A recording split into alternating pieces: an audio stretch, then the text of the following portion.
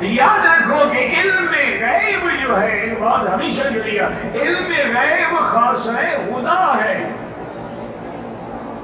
اور سارا قرآن پاک پڑھیں، لفظ علم مضاف اور غیب مضاف نہیں ہو، اللہ کے سوا کسی کے لیے نہیں ہے.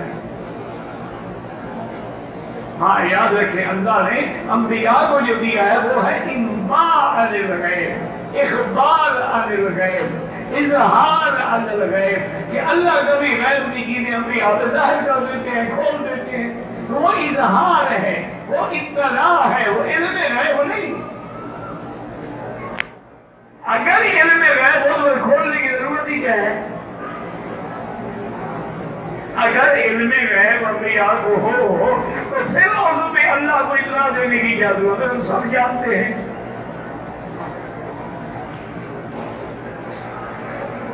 اس لیے ہمیشہ اگر علم غیب نبی کے لیے دعویٰ کرو تو پھر نہ معراج بچے گا نہ ہجرت بچے گی. جب عالم الغیب ہیں اور مختار کل ہیں، ان کو پھر کیا ضرورت ہے معراج کو جانے کی؟ وہ تو سب کو جانتے ہیں. ان کو پھر غار میں جا کے رہنے کی کیا ضرورت ہے؟ ان کو ہجرت کے وقت ایک دور کے پہاڑوں کے اندر کے راستہ اختیار کرنے کی کیا ضرورت ہے؟ ان کو علم غیب ہو. اس لیے اللہ نے فرمایا میرا بھائی کھل کے اعلان کر دو قل لا املک لنفسی. اس کے بعد بھی آدمی کو مسئلہ سمجھ نہ آئے تو پھر سمجھو بدقسمتی ہے اور اللہ نے شاید دلوں پہ مہرے لگا دی ہے، حق بات داخل ہی نہیں ہوتی.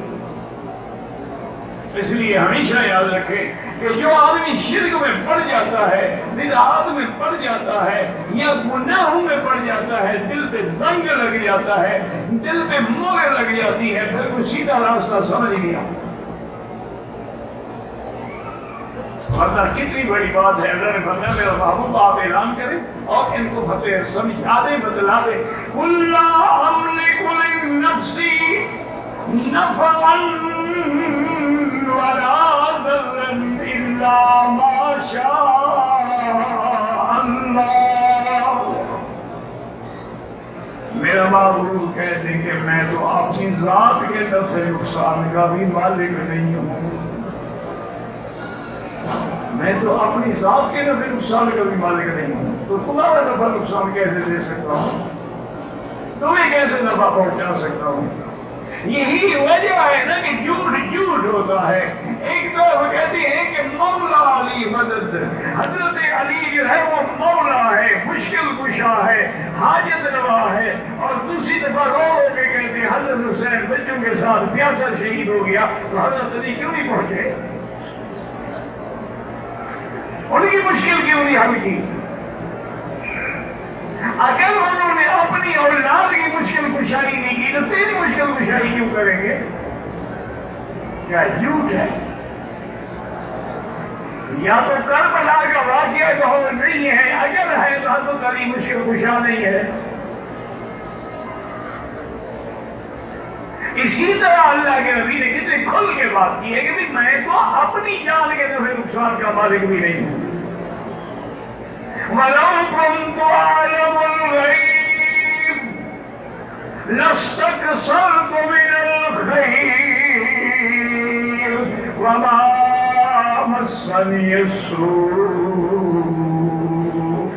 اگر میں غیب دان ہوتا، اگر مجھے علم غیب ہوتا تو میں اپنے لیے ساری بھلائیاں جمع کر لیتا اور مجھے کبھی تکلیف نہ پہنچتی.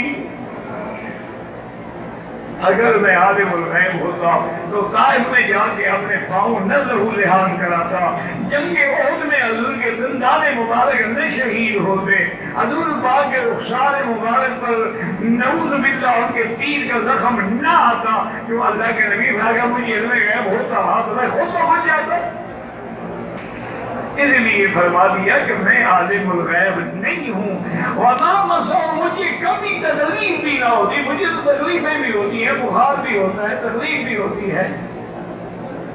تو اگر آپ عالم الغیب بھی نہیں ہیں، نفع نقصان کے مالک بھی نہیں ہیں، تو میرا مطلب پھر آپ کا شان کیا ہے؟ إِنْ أَنَا إِلَّا نَذِيرٌ وَبَشِيرٌ. کو جہنم سے ڈرانے والا ہوں اور جنت کی بشارت دینے والا ہوں. میری شان تو نذیر ہے، میری شان تو بشیر ہے، میری شان تو سراج منیر ہے. یا ایھا النبی انا ارسلناک شاہدا ومبشرا ونذیرا وداعیا الی اللہ بإذنہ وسراجا منیرا. ہمیں میرا کام تو یہ ہے، لیکن کس کے لیے؟ قومی یؤمنون، اس قوم کے لیے جو ایمان لانے والے ہیں. جو کافر ہیں ان کو نہ نذیر پر ایمان ہے، نہ بشیر پہ ایمان ہے، نہ نبی پہ ایمان ہے، نہ قرآن پہ ایمان ہے، نہ اللہ پہ ایمان. ان کو ڈرانے کا فائدہ کیا ہے؟ تو فائدہ انہی کو ہوگا جو ایمان والے ہیں. قرآن ہدایت ہے لیکن ان کے لیے ہے جو اللہ سے ڈرنے والے ہیں. اللہ کے نبی پیغمبر ہے، رسول ہے، لیکن ان کے لیے جو آپ پر ایمان لانے والے ہیں.